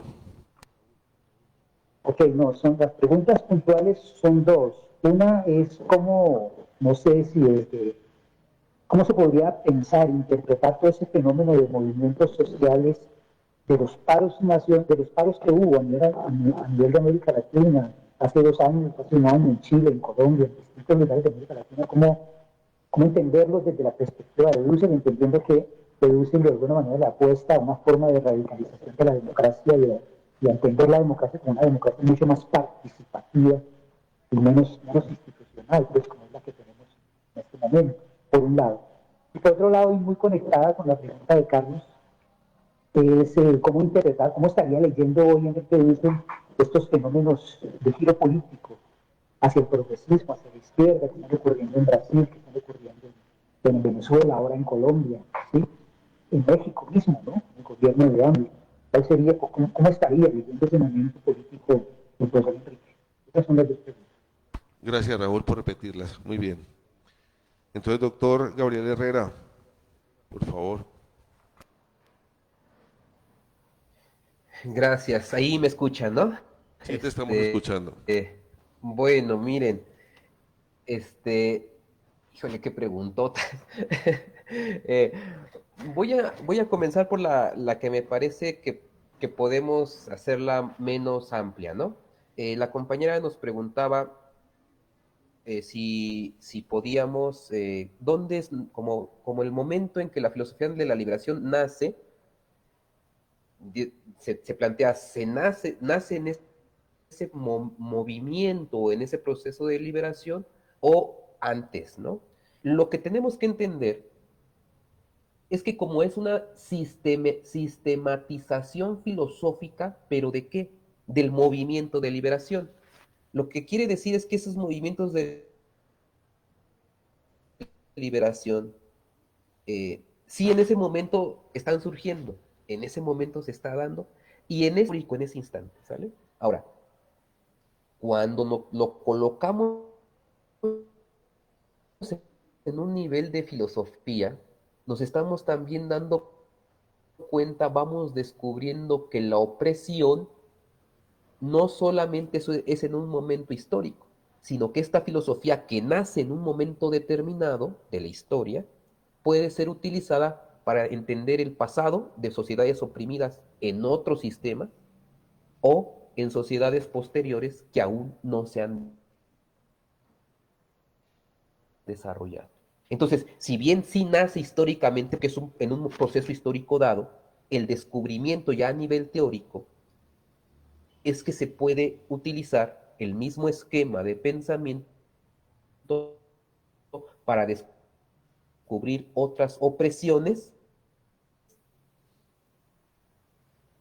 incluso antiguas, es decir, del pasado, ocasión para los fenómenos a nivel, diría Marx, ahistórico, es decir, está en un nivel general a tal punto que se puede utilizar como marco categorial de interpretación en diferentes momentos históricos.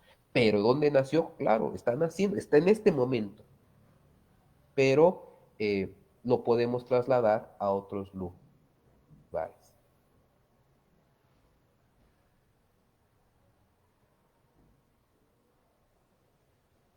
No sé si con eso te respondí, porque Sí, también la opresión ella no quedó, nace con 1492. Sistemas imperiales anteriores a 1490. ¿Se me cortó?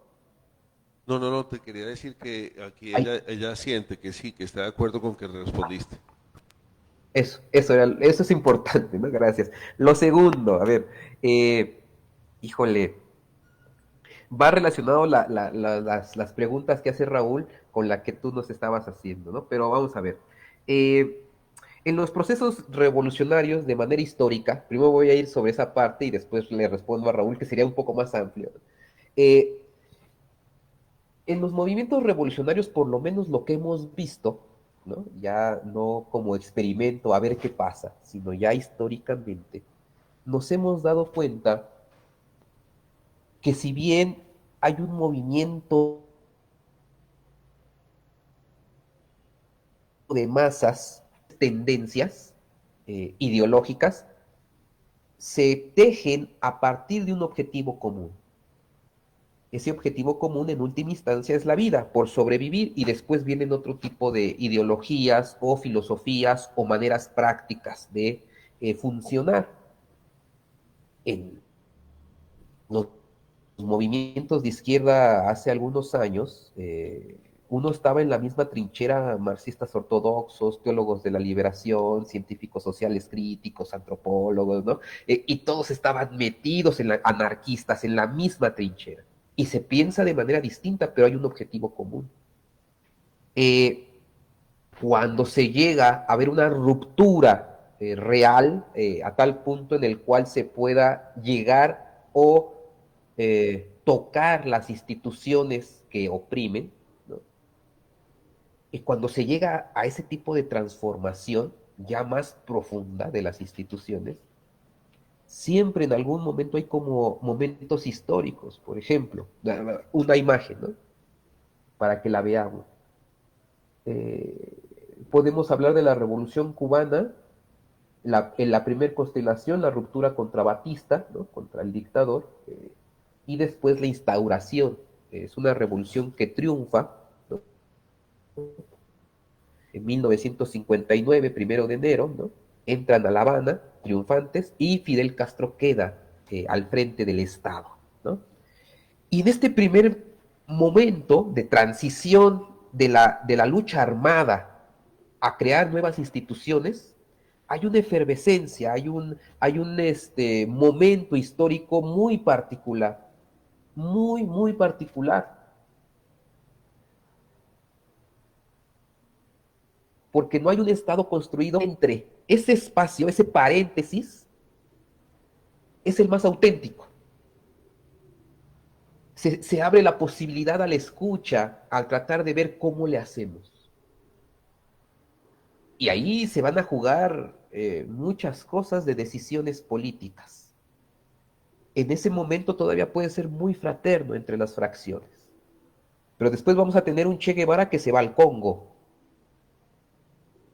Un Che Guevara que dice, ya está cierta institucionalidad en el Estado, en el gobierno, pero no es lo mío, porque lo mío es la lucha por la justicia, porque lo mío es tratar de liberar a América Latina, porque lo mío es que la revolución se expanda a otros lugares. Y esto me parece que es el mesianismo, por ejemplo, del Che, que no es el de Fidel. A uno le toca hacerte responsable de las instituciones del nuevo gobierno, y no puedes renunciar a eso. Es un mandato que te ha dado el pueblo también. Y el Che dice, en este proceso, después matan al Che, ¿no? Matan a Camilo, ¿no? A Camilo Torres, ¿no? Eh, Llega un momento en el cual las instituciones, dice Dussel, la política de la liberación, dice, en esta toma de decisiones, unos se van a ir por profesionalizarse en la política y responder al pueblo por medio de las instituciones. Y otros van a continuar en una crítica, porque claro, ninguna institución es perfecta, ninguna, porque no hay ser humano perfecto, porque tendríamos que tener la mente infinita a velocidad infinita para generar una institución perfecta, y como eso no se puede dar, siempre, inevitablemente, tenemos que estar revisando las instituciones. ¿Quién es? El pueblo. Es decir, Una vez que se pasamos de la parte de organización de la revolución, de ese caos que se generó del sistema antiguo, ahora pasamos a tratar de darle orden, y al tratar de darle orden, se va a institucionalizar inevitablemente. Esa institución puede funcionar, ¿eh? Hay instituciones que funcionan, y esas no hay que quitarlas, pero hay instituciones que se van a fetichizar. Y esas instituciones que se van a fetichizar tienen que ver precisamente con la característica humana de que no podemos ser perfectos. Con el tiempo tenemos que modificar las instituciones. Con el tiempo, una constitución que surge en un grupo revolucionario, esa constitución con el tiempo también se tiene que revisar y modificar algunas cosas que en el proceso nos vamos dando cuenta que no nos funcionaron. Y es ahí donde el pueblo siempre está presente o debe de estar presente, revisando precisamente si esas instituciones que se echaron a andar nuevas están funcionando. Y si no están funcionando hay que volverlas a quitar, y ahí vuelve el proceso de liberación. Es decir, el proceso de liberación es un proceso en el cual hay una ruptura, hay una construcción, y también hay una revisión en esa construcción. Y como no puede haber institución perfecta, el pueblo siempre tiene que estar presente para transformar esa institución que no sirve. El pueblo está en todo el proceso. Sea Fidel, sea el Che, sea Zapata o Carranza, el pueblo siempre va a estar como un proceso en algunas ocasiones de confrontación directa, y en algunas ocasiones como observador de que las instituciones funcionen. Claro, sin duda que las revoluciones, y cuando se instaura el poder, muchas veces, en su mayoría, va a tener tiene necesariamente que tener una decadencia. A ver, no es lo mismo en ciertos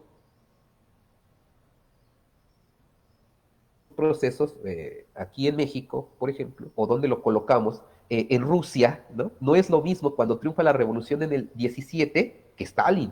No es lo mismo. No podemos decir, ay, es lo mismo. No es lo mismo. Hay un proceso de decadencia, ¿no?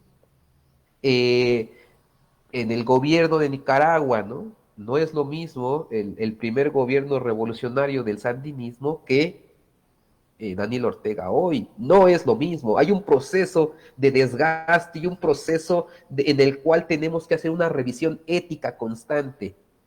Y cuando el propio revolucionario no es el mismo Fidel Castro del 59 al Fidel Castro último, no es lo mismo. Hay un proceso y tenemos que identificar que es un proceso que siempre está cambiando, y el pueblo tiene la responsabilidad de revisar si se convierte en dictadura o no, o si se convierte en un gobierno dictatorial. Claro, cuando ya se convierte en un gobierno dictatorial, podríamos decir, se ha fetichizado, ya no escucha al pueblo, ya no está en el mandar obedeciendo, es decir, ya rompió la relación con la comunidad, con el pueblo. Y cuando hay una ruptura con el pueblo, cuando el mandatario ha roto lo que lo liga con el poder del pueblo, pierde el poder.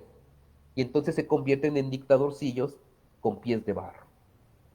Eso no sé si eso es un comentario, pues, a partir Entendido, de... doctor, entendido. ¿Sí? Vuelvo entonces al tema. Ahorita tú hablabas precisamente sobre Porfirio Díaz.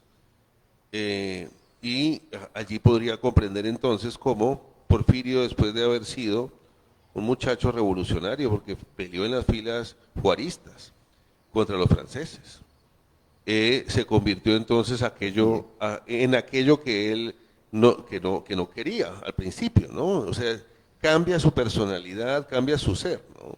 Y se convierte también en un dictador. Sí, son dos momentos, y claro, hay que tener muy claro también. Y esto vamos, digamos, a lo que ya el Raúl nos preguntaba, ¿no? Es decir, cómo comprender los procesos actuales, cómo comprender la temporalidad, cómo nos colocamos desde este marco de interpretación teórica, desde esta filosofía, en qué momento nos colocamos en los procesos para hacer análisis de ellos de alguna manera, o vivirlos, porque el caso de nosotros, de nuestros equipos, de nuestra perspectiva, es que tenemos que estar en los procesos.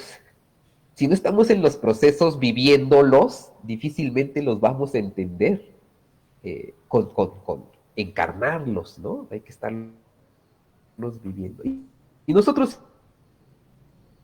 siempre estamos en proceso, o sea, querámoslo o no, aunque nos digamos que no estamos, o que estamos haciendo análisis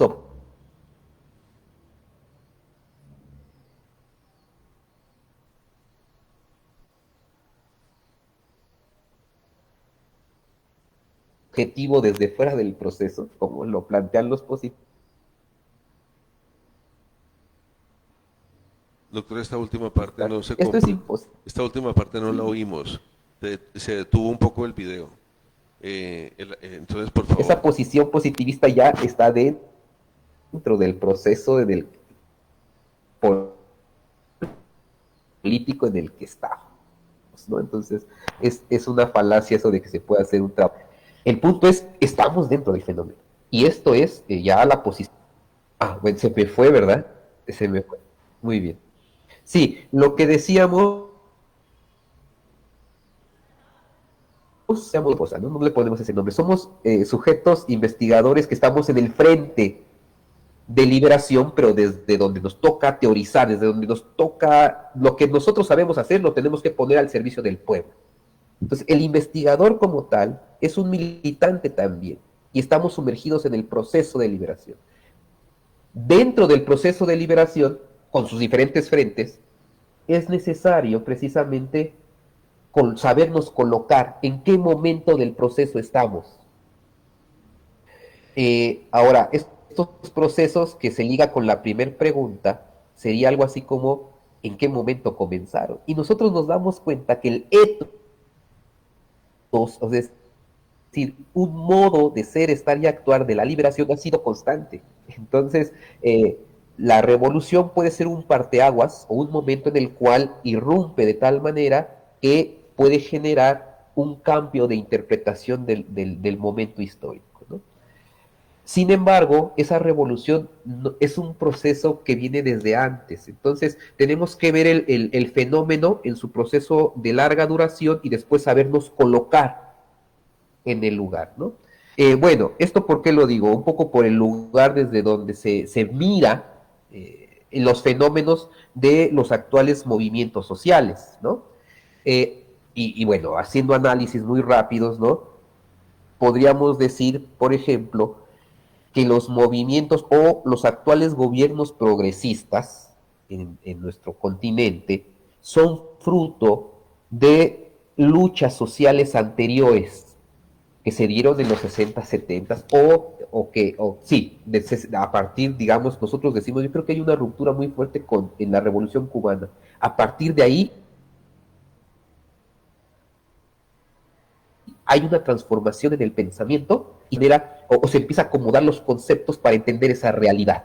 Y va a decantar ese proceso en lo que hoy tenemos como gobiernos progresistas. Va a haber muchos cambios, va a haber muchas fluctuaciones de alguna manera, ¿sí? Se va a caer el muro de Berlín en 1989 y también ahí se va a cambiar de paradigmas en cuanto a sociedad futura. Ya no se habla de socialismo. Ahora se empieza a ver otro panorama de decir, ¿y entonces qué? Hay que construirlo.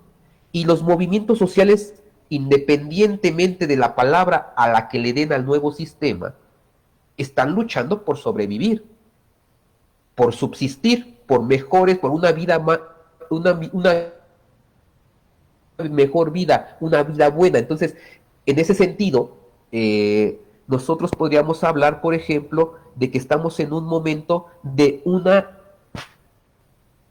revolución teórica para entender una realidad que todavía no está dada, o por lo menos que se empieza a vislumbrar, pero que tiene referentes sumamente fuertes en los pueblos originarios, en su ancestralidad, al menos en el continente nuestro. Y esto es una perspectiva nueva, porque no es moderna, no viene de Europa, no es europeo. Y este tipo de pensamiento nos va a permitir entender a los nuevos movimientos sociales, ¿no? En 1994 en México irrumpe el movimiento zapatista de liberación nacional, donde plantea un mundo donde quepan muchos mundos. Es un ejército revolucionario al estilo de Foco guerrillero que hace una intervención en la zona sur de México, y de pronto estábamos acostumbrados a decir, ¿y cuál es el planteamiento, el programa de lucha? Ellos ya en 1994 van a decir, eso del socialismo, quién sabe, queremos un mundo donde quepan muchos mundos. Y ahí ya cambia todo, ¿no? Y desde el momento en que dice, yo soy el subcomandante Marcos, está diciendo, yo no soy el que manda, sino el que obedece. Hay un mandar obedeciendo. ¿Y quién es la comandancia en general? Las comunidades, el pueblo. Ahí ya hay otro cambio con la filosofía política moderna. Es un mandar obedeciendo. Y esto viene desde la ancestralidad nuevamente de los pueblos mayas, que además es compartida por todos los pueblos originarios del continente, ¿no?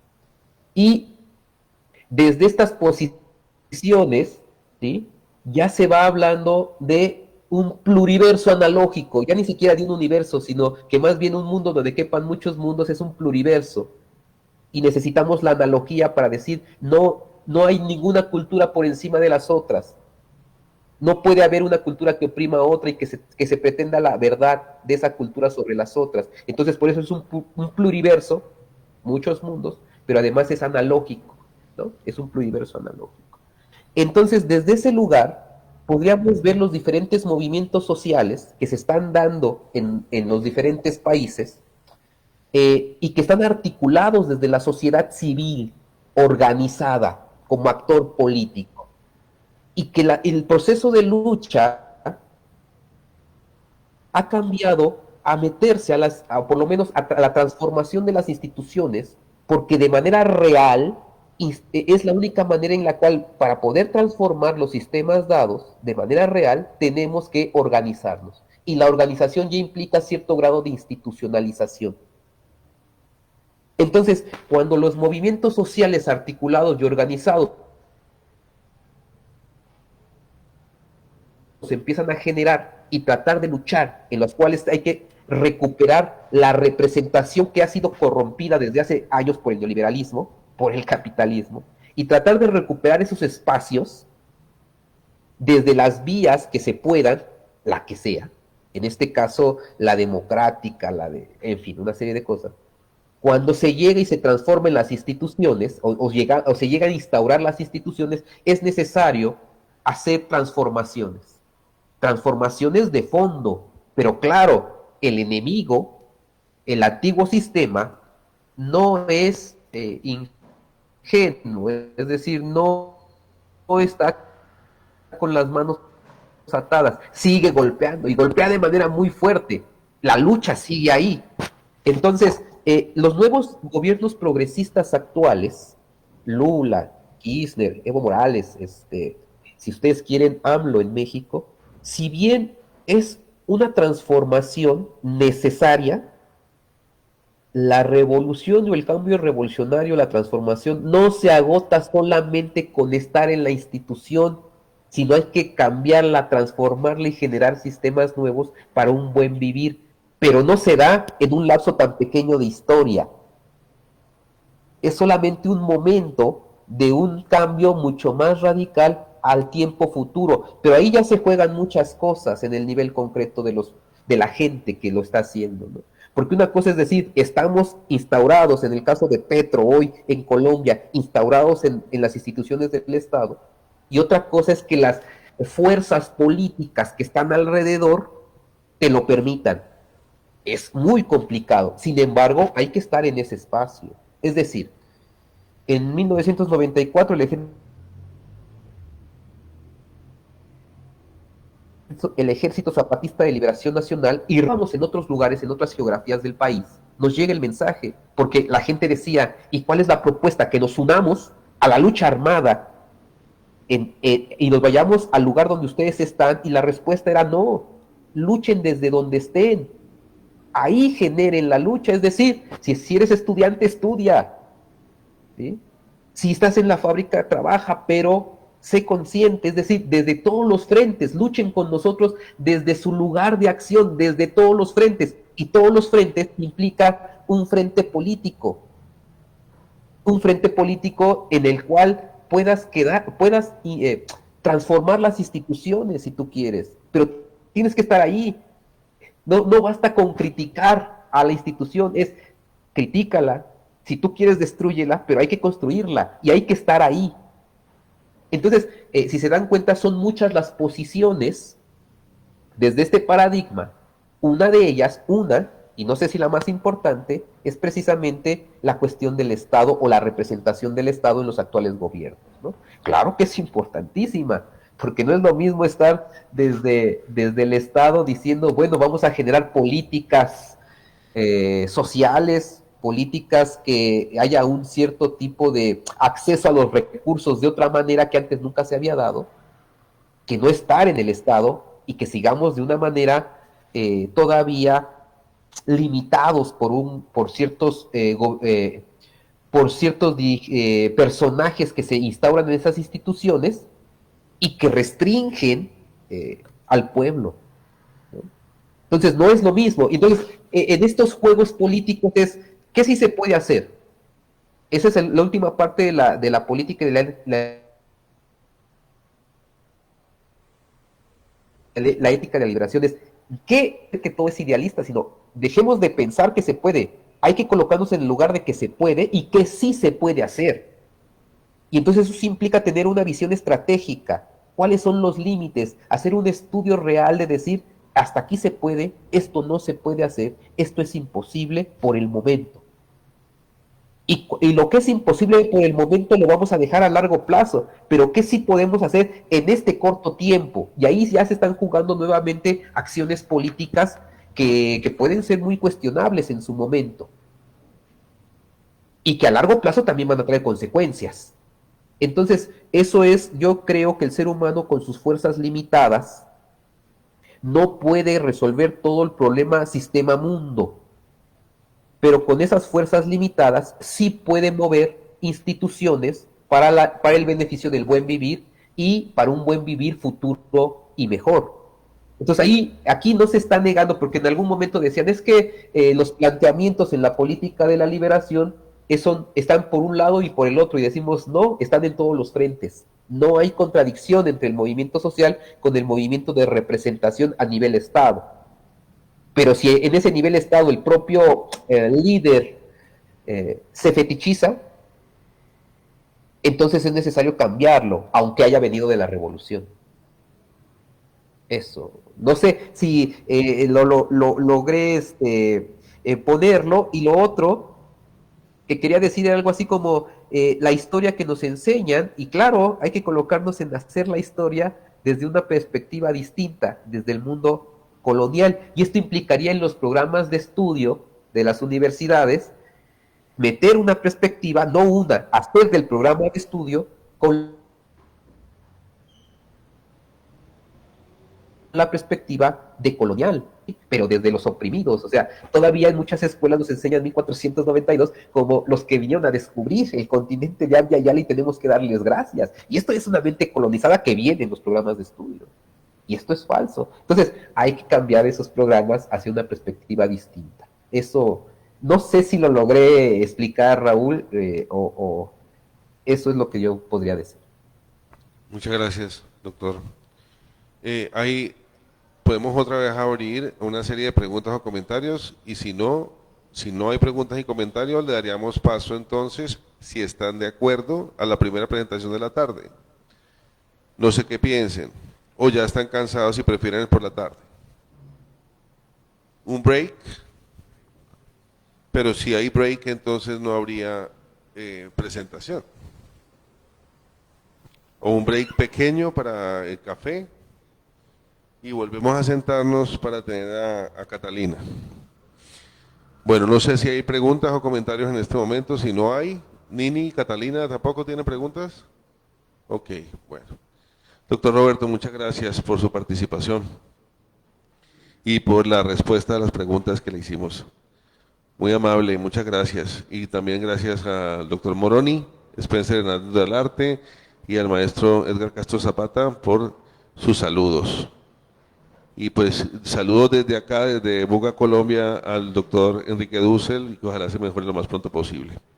Muchas gracias, doctor Gabriel Herrera.